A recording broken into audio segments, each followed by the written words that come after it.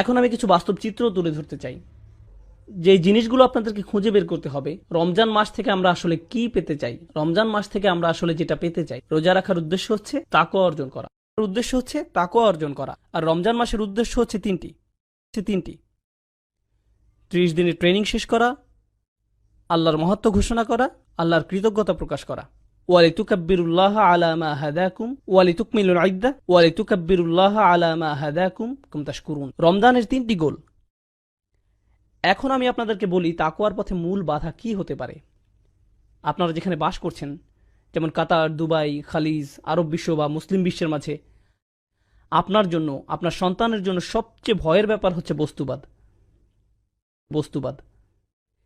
এটাই সবচেয়ে বড় ভয়। আপনি আর আপনার সন্তান গাড়ি বলতে অজ্ঞান, ব্র্যান্ডের কাপড়, ব্র্যান্ডের ফোন, ইলেকট্রনিক পণ্য, নতুন মুভি, নতুন নামানো গান, মার্কেটে ঘুরে বেড়ানো, ফেসবুক, নিজের কমেন্টে কত লাইক পেলেন, এইসব জিনিস নিয়ে আপনি ডুবে আছেন। আপনার পুরো জীবনের অর্থই এগুলো, আর কিছু নয়। আর এটাই দুঃখজনক, কারণ আল্লাহ সাক্ষী, এই উম্মার তরুণরা হচ্ছে সবচেয়ে সম্ভাবনাময়। যখন এই উম্মার তরুণরা কোরআনকে অন্তরে ধারণ করবে, তারা দুনিয়া পাল্টে দিতে পারবে। সত্যি দুনিয়াটা তখন অসম্ভব সুন্দর একটা জায়গা হবে, যদি শুধু এই উম্মার তরুণরা জাগতে পারে। কিন্তু উম্মার তরুণ প্রজন্ম আইফোন 5, স্যামসাং গ্যালাক্সিটা, আইপ্যাড, ফেসবুক নিয়েই বুঁদ হয়ে আছে। এই জিনিসগুলোই খুব ভালো কাজেও ব্যবহার করা যায়, কিন্তু মনে রাখতে হবে এই জিনিসগুলো এক একটা অভিশাপে পরিণত হতে পারে।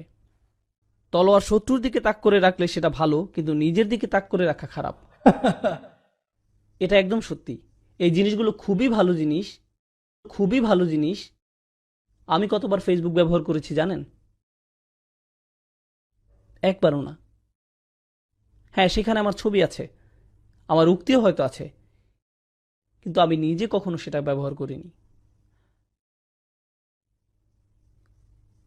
মাঝে মাঝে কেউ কেউ বলে, ব্রাদার আপনি কখনো টুইটারে জবাব দেন না। আমি বলি আমি সুন্নাহ পালন করার চেষ্টা করি যাতে মানুষের উপকারে আসে এমন কিছু বলতে, কিন্তু মানুষের সাথে অনলাইনে কথোপকথনে জড়াই না। আমাদের আরো গুরুত্বপূর্ণ কথোপকথন আছে আল্লাহর সাথে। আসলে কি আপনারা এত কথা চালাচালি করার সময় আছে? এত সময় কোথা থেকে আসে যে একটা ইউটিউবে ভিডিও নিচে সব কমেন্ট পড়ে বসে আছেন? কোথায় পান এত সময়? কোথায় পান? আমি অবাক হয়ে যাই। তাই আমাদের নিজেদেরকে আগে এসব থেকে বের হয়ে আসতে হবে। বিশেষত রমজানের সময় আমাদের যত সম্ভব এসব গ্যাজেট থেকে দূরে থাকতে হবে। আপনার ফোনের গেমস অ্যাপসগুলো মুছে ফেলুন। রমজানে সেগুলো মোবাইল থেকে সরিয়ে ফেলুন। আপনি হয়তো বলবেন ঠিক আছে, আমি পরে আবার ডাউনলোড করব। তাও করুন। বোনেরা, এখনই ফেসবুক থেকে বের হন। আমি দেখছি না, কিন্তু যাই হোক, বের হন ফেসবুক থেকে। আপনাদের ডিভাইস থেকে নিজেকে দূরে রাখুন। এটা আপনাকে করতেই হবে। বস্তুবাদ আমাদেরকে ধ্বংস করে ফেলেছে। আর আমি বলছি যে এর থেকে পরিত্রাণ পাওয়ার সহজ উপায় হলো আল্লাহর কালামটা বোঝা। একদম নিজের মাঝে আল্লাহর কালামকে বোঝা। আপনি যতই নিজের সাথে আল্লাহর কালাম বোঝা শুরু করবেন, আপনি ততই আর বস্তুবাদে আগ্রহী থাকবেন না। তা দিয়ে তখন আর আপনার আত্মার ক্ষুধা মিটবে না। আপনি শূন্যতা অনুভব করবেন। খালি কোরআন থেকে আনন্দ পাওয়ার চেষ্টা করুন, যেটা আগে করেননি। আপনি যখন কোরআন পড়েন তখন আপনি আল্লাহর সাথে কথা বলেন, তাই না? আর বেশি কি চাই আমরা? এখন আপনাদেরকে বিশেষভাবে কিছু বাস্তব পরামর্শ দিব, যদিও বস্তুবাদের এই সমস্যা সর্বত্রই, কিন্তু আমি খেয়াল করেছি মার্কেটে বা এই ধরনের জায়গায় সবাই পঙ্গপালের মতো ছুটছে। আমি তাদের উপর রাগ করি না, খালি আমার যেটা মনে হয় সেটা হলো তাদের হাতে কোরআন তুলে দেইনি। আমরা তাদের হাতে কোরআন তুলে দেইনি। আমরা খুশি হবার মতো কিছু তাদের হাতে তুলে দেইনি। এটা আমাদের দোষ। এখন আসছি শেষ অংশে, বিশেষত দর্শক সারির অভিভাবকদের জন্য কিভাবে আপনি আপনার রমজানকে ভালোভাবে কাজে লাগাতে পারেন সেটার কিছু টিপস। এখানে উপস্থিত সকলের রমজান নিয়ে কিছু লক্ষ্য থাকা দরকার। আমার পরামর্শ হলো আপনি কিছু ছোট সূরা মুখস্থ করতে পারেন। ছোট সূরা বলতে বোঝাচ্ছি 1-1.5 পাতার সূরা, কয়েকটি, যদি পারেন 4টি অথবা 2 থেকে 4টির মতো। এবং আপনি একা না, আপনি আপনার পরিবার সহ এটি করুন। আপনার সন্তানরা করুন, স্ত্রী করুক, স্বামী করুক, যে আগে করবে সে 200 রিয়াল পাবে। এখন দেখা যাবে বাবাই সবার আগে করে ফেলবে, কিন্তু যাই হোক, করুন, কোরআন মুখস্থ করুন পরিবার হিসাবে। এটিকে একটি পারিবারিক প্রজেক্ট বানিয়ে ফেল, যে চলো আমরা সবাই সূরাটা মুখস্থ করি।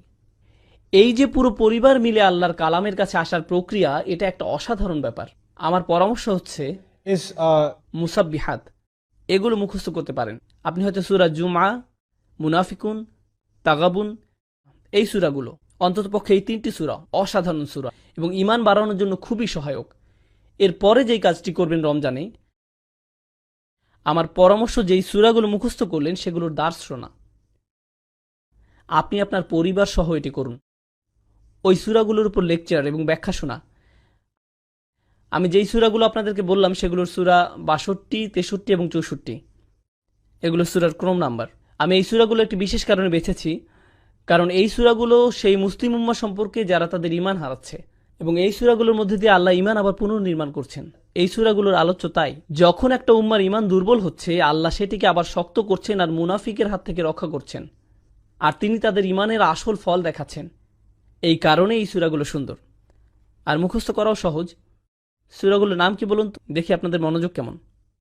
62, 63 আর 64। আমি বলছি না যে রমজানে আপনি আর অন্য কোনো পড়াশোনা করবেন না, যেমন আমি ব্যক্তিগতভাবে আরবি ভাষা শিক্ষার ভক্ত, কিন্তু সেগুলো ঠিক স্পিরিচুয়াল পড়াশোনা বলা যায় না। ওগুলো হচ্ছে উলুমুল আলিয়া, একটা প্রক্রিয়া আরও উচ্চতর জ্ঞান লাভের জন্য। রমজানে আপনি এই ধরনের একাডেমিক পড়াশোনাগুলো দূরে সরিয়ে রাখতে পারেন। সেই জিনিসের উপর আপনার সবচেয়ে বেশি মনোযোগ থাকবে, তাহলে এমন কিছু যা আপনাকে আল্লাহর কাছে নিয়ে যাবে সরাসরি। সাথে সাথে তাফসির স্টাডি করুন।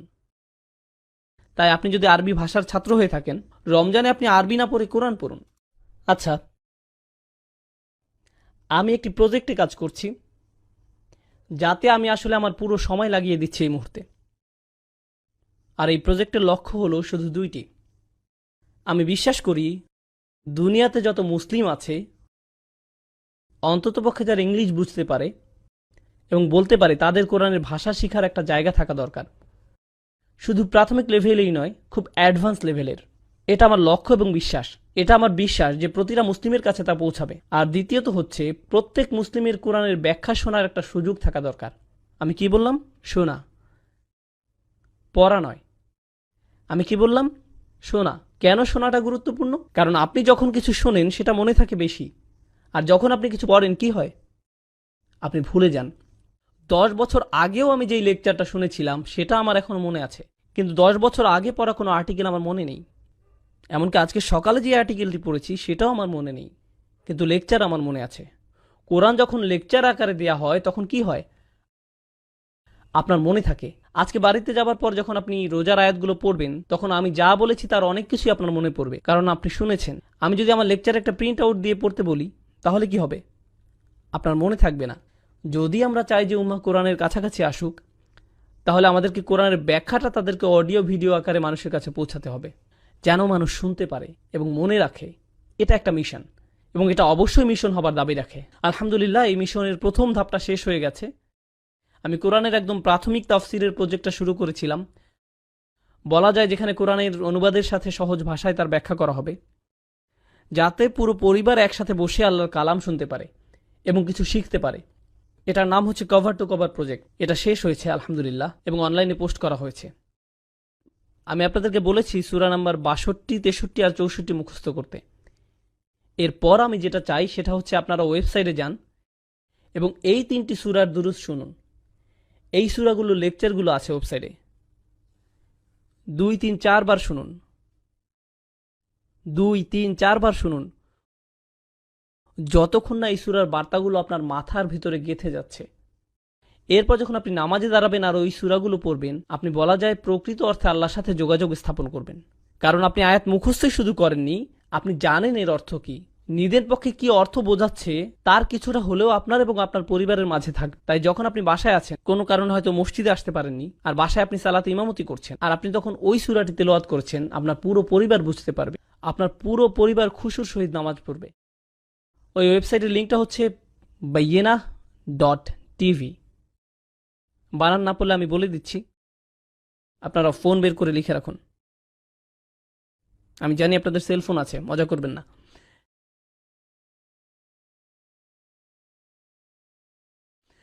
এটা শেষ হওয়ার পর আমি বিয়ে নিয়ে কথা বলবো। না, আমি বলবো না। ওই ওই লোকটা মাত্র জেগে উঠলো। বিয়ে? সুবহানাল্লাহ। আপনাকে ধরে ফেলে। যাই হোক, ওয়েবসাইটের নাম হলো বাইয়িনা.টিভি। আপনি সূরা জুমআ, তাগাবুন আর মুনাফিকুন এর দুরুস ওখান থেকে শুনতে পারবেন। আশা করি আপনারা উপকৃত হবেন আল্লাহর ইচ্ছায়। আশা করি আপনারা রমজান বিষয়ক আজকের আলোচনায় উপকৃত হয়েছেন। আমি দোয়া করি যে আল্লাহ আমাদের সবার রমজান কবুল করুক। দোয়া করবেন যেন আমি ঠিকমতো আমার জায়গায় ফিরে যেতে পারি। বারাকাল্লাহু লি ওয়া লাকুম। আসসালামু আলাইকুম ওয়া রাহমাতুল্লাহ।